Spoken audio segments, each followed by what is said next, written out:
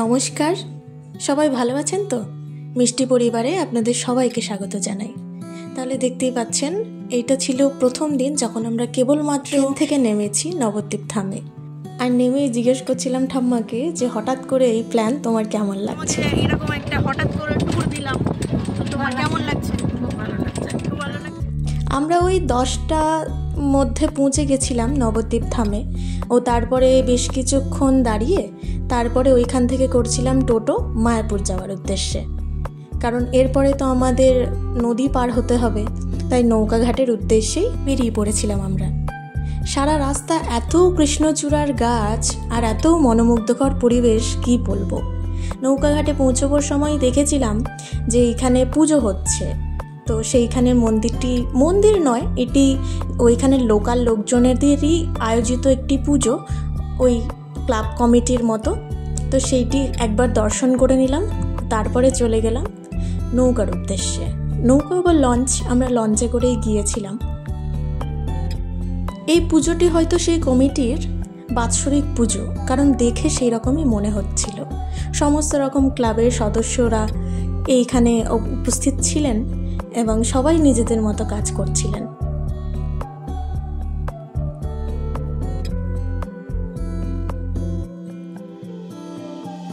এইখানে নদিয়ার বিভিন্ন লজগুলো, এবং সেখানে বিক্রি হচ্ছে নদিয়ার বিখ্যাত দই, লাল দই। এরপর আমরা সবাই মিলে চলে গিয়েছিলাম ঘাটের উদ্দেশ্যে। নদী যেহেতু পার হতে হবে, সেই জন্যে টিকিট করেছিলাম লঞ্চের। টিকিটের মূল্য মাত্র 10 টাকা। তবে এত অভূতপূর্ব দৃশ্য, এত প্রকৃতির মনোমুগ্ধতা, সব কিছুতেই মন একেবারে 100% প্রসন্ন। সবাই মিলে অপেক্ষা করছিলাম কতক্ষণে লঞ্চ আসবে। আর ওই যে দেখুন দূরে মায়াপুর ধাম। একটার পর একটা লোকজন যখন নৌকা লঞ্চের উপর উঠছিলেন, তখনই মনে হচ্ছিল যে আমরা কতক্ষণে যাব, কতক্ষণে আমরা নেব সেই অনুভূতিটি। ঠাম্মাকে আস্তে আস্তে পার করে দিচ্ছিলাম, কারণ উঁচু জায়গা ছিল, উঁচু নিচু, তো সেই জন্যেই। ওই যে দেখুন দূরে মায়াপুর ধাম। আর এইখানে নৌকো করে যারা যাবেন তারা উঠে পড়েছেন, এই বাড়িটি ওপার যাবে। এই যে কিনে নিয়েছি আমাদের সকলের জন্যে টিকিট। এই যে দূরে আসছে আমাদের বাহক। চলুন এবার তাড়াতাড়ি উঠে পড়ি লঞ্চে। ঠাম্মাকে একটা ঠিক জায়গা মতো বসিয়ে দিয়ে আমি আর মিনি তো একদম কিনারা বরাবর বসে পড়েছিলাম এই অনুভূতিটা নেওয়ার জন্য। প্রাকৃতিক দৃশ্য, নদী, আহা।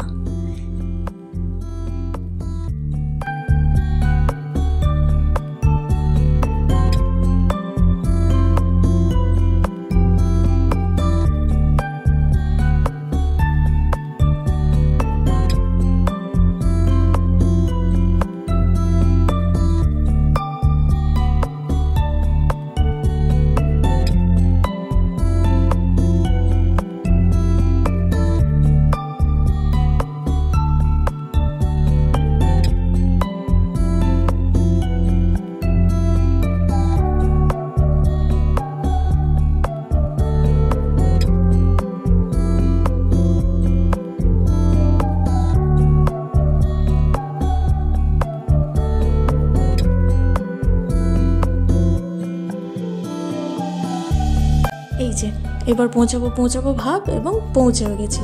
এরপরেই পৌঁছে গেছিলাম মায়াপুরে। সেইখান থেকে বিভিন্ন রকম মন্দির দেখছিলাম, আর তারপরেই বসে পড়েছিলাম কিছু ব্রেকফাস্ট করার জন্য, কারণ সবারই প্রচণ্ড পরিমাণে খিদে পেয়ে গেছিলো। খেয়েছিলাম আমরা কিছু লুচি আর সবজি। সেই কোন সকালে 2টো বিস্কুট দিয়ে চা খেয়ে বেরিয়েছি, খিদে পাবে না বলুন তো। এরপরে আমরা খাওয়া দাওয়া শেষে বিভিন্ন রকম মন্দির পরিদর্শনে ঘুরছিলাম। বাক্সপাটটা তো সেরকম কিছু গুছিয়ে নিয়ে আসিনি, যেটুকু পেয়েছিলাম সামনাসামনি সেটুকুই গুছিয়ে নিয়ে এসেছি, তাই অসুবিধা সেরকম হয়নি। এইখানে আমরা কিছু মন্দির দর্শন করেছিলাম। ভেতরে ছিলেন ভগবান শ্রীকৃষ্ণ, শ্রীরাধা। এরপরে সবাই মিলে চেপে পড়েছি টোটোতে, এবং টোটো থেকেও বিভিন্ন রকমের মন্দির আমরা দেখতে দেখতে যাচ্ছিলাম। মায়াপুর ধাম তো ভগবানের ধাম, সেখানে সব জায়গাতে এই পুরো স্থানটি মন্দিরে পরিপূর্ণ। মন্দিরটা দেখুন কি সুন্দর লাগছে না?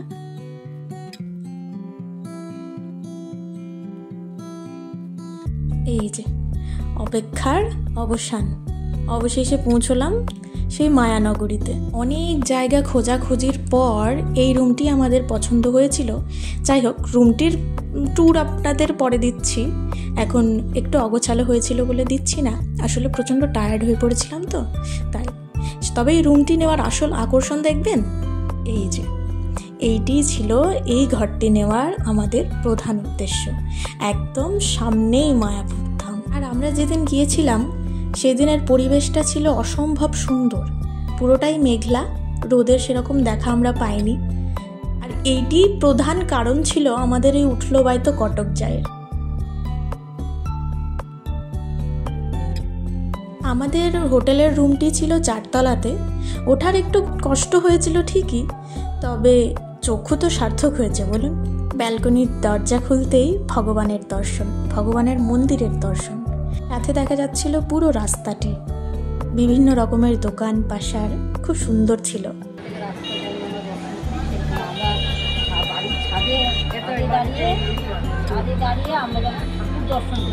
হ্যাঁ,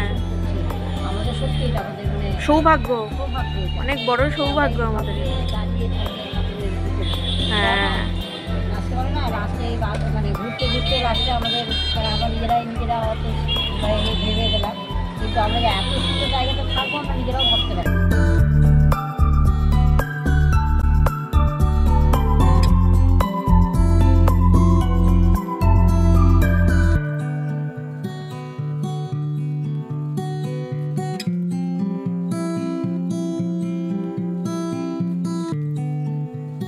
হোটেলের সামনের দৃশ্যটি তো আপনাদের সবাইকেই দেখালাম, তবে হোটেলের পেছন দিকের অবস্থাটিও দেখাবো। আগে খেয়ে আসি, বড্ড খিদে পেয়ে গেছে তো।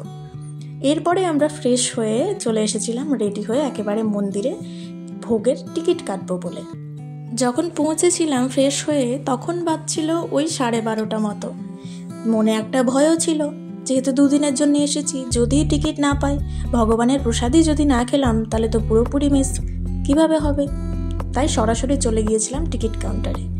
এই যে লাইনে মিনিকে দাঁড় করিয়ে দিয়ে আমি তো চলে গিয়েছিলাম পারিপার্শ্বিক ছবি তুলতে। এই ভিডিওগুলো আপনাদের জন্য করেছি। তারপরে টিকিট কেটে নিয়েছিলাম আর এই ভোগ খাওয়ানো হয়েছিল গীতা ভবনে।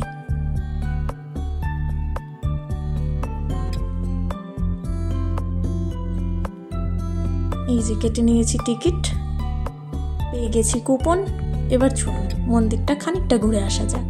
এইখানে চলছিল অখণ্ড সংকীর্তন এবং ইস্কন দীক্ষিতা সেবিকারা আমাদের বোঝাচ্ছিলেন শ্রীমদ্ ভগবদ্ গীতার সারমর্ম। যে সময় আমরা গেছিলাম সেই সময়ে এই শ্রীমদ্ ভগবদ্ গীতা বিনামূল্যেই দিচ্ছিলেন, জানেন। আর এই গীতাটার সঙ্গে আরো 5টা গ্রন্থ আছে।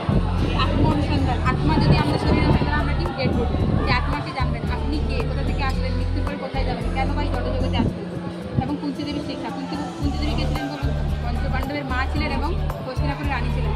আমরা ভগবানের কাছে কি চাইবো চাইতে গেলে? যে ভগবান আমাদেরকে সুখী রাখুন, খুশিতে। এরপর এদিক ওদিক অনেকটা জায়গা ঘুরেছিলাম এবং ঘুরতে ঘুরতে চলে এসেছিল বৃষ্টি। তাই এক জায়গাতে একটু দাঁড়িয়ে প্রাকৃতিক শোভার উপভোগ করছিলাম। কি অপূর্ব সুন্দর মেঘটা দেখুন, এত মনোমুগ্ধকর পরিবেশ, তার সাথে ভগবানের ধাম।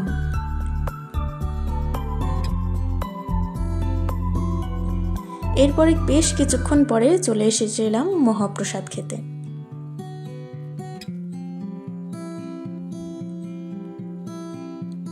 সবাই মিলে বসে পড়েছিলাম। প্রথমে দিয়েছিলেন বেগুনি, তারপরে অন্ন, এরপরে দিয়েছিলেন ডাল ও তার সাথে মিশানো তরকারি ও পনিরের তরকারি। ভগবানের ভোগ এ যেন অমৃত, পৃথিবীর সমস্ত নামি দামি খাবার এর কাছে ফিকে। এরপর তারা দিয়েছিলেন রুটি, এরপরে ভগবানের পরমান্ন। প্রসাদ গ্রহণের শেষেই দেখি বৃষ্টিও শেষ, তাই আবার কিছুক্ষণ ঘুরছিলাম, যে যার সে তার মতো।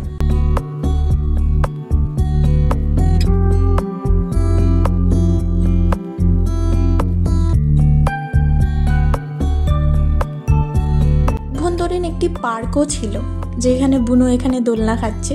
যেহেতু বৃষ্টি থেমে গেছে তাই দেখুন রোদও উঠেছে একদম ঝিলমিলিয়ে। প্রাকৃতিক শোভার এই অপরূপ দৃশ্য আর কোথায় বা পাই বলুন। সব জায়গায় ঘুরে ঠাম্মাকে বলছিলাম চলো তোমার একটা ছবি তুলে দিই, তো সেই জন্যে ঠাম্মা রানী এইখানে পোজ দিয়েছেন। তারপরে কিছু ছবি টবি তুলে আমরা বাড়ির উদ্দেশ্যে, বাড়ি মানে হোটেলের উদ্দেশ্যে আমরা বেরিয়ে পড়ি। তাহলে তোমার কেমন লাগলো আজকে? খুব ভালো, ভালো লাগলো? প্রসাদগুলো ভালো হয়ে যাচ্ছে, মহাপ্রভু প্রসাদ। দাঁড়াও তোমার কটা ছবি তুলে দিই।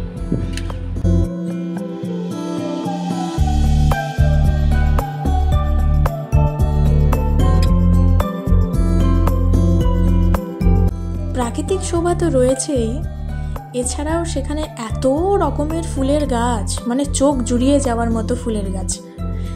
আমি তো ফুল ভীষণ ভালোবাসি, ফুলের গাছও ভীষণ ভালোবাসি, তাই আমার জন্য তো এটি ছিল একদম স্বর্গরাজ্য। এই যে দেখুন ভেতরে টোটোও চলে এসছে। আসলে ভবনগুলো তো অনেক দূরে দূরে অবস্থিত, তাই বয়স্ক মানুষরা অতটা পারে না হাঁটতে, জানেন। চলুন, এরপরে হোটেলে ফিরে বেশ খানিকক্ষণ ঘুম দিয়েছি 5 জনেই। তারপরে এবার আপনাদের সাথে ইন্ট্রোডিউস করাই এই রুমের আমাদের পেছন দিকের অংশে। সামনের দিকটাতে তো আপনাদেরকে সবাইকে দেখালাম যে কি অপরূপ দৃশ্য। এরপর চলুন যাই পেছনের দিকে।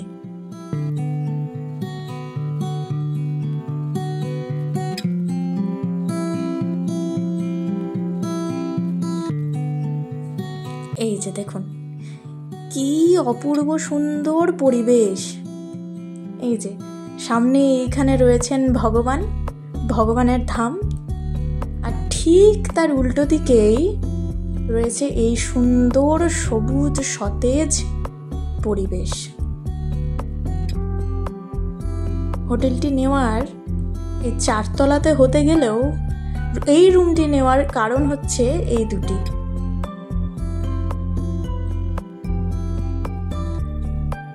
সন্ধ্যের দিকে যেহেতু মেঘলা ছিল পুরো দিনটাই, তাই সন্ধ্যের দিকের আকাশটিও খুব সুন্দর হয়েছিল। এইদিকে রয়েছিল একটি কদম ফুলের গাছ, কদম খানিকটা ধরেও ছিল, হয়তো দেখতেও পাবেন। আর ওই যে দূরে রয়েছে কৃষ্ণচূড়ার গাছ। ঘন জঙ্গল,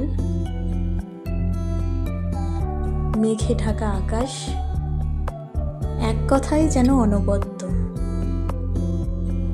তাহলে আজ এটুকুই থাক, আবার আসবো এর পরের ব্লগ নিয়ে। ততক্ষণের জন্যে সবাই ভালো থাকবেন, সুস্থ থাকবেন, নিজের আর নিজেদের খেয়াল রাখবেন। আজ আসি, আবার দেখা হবে পরের ব্লগে।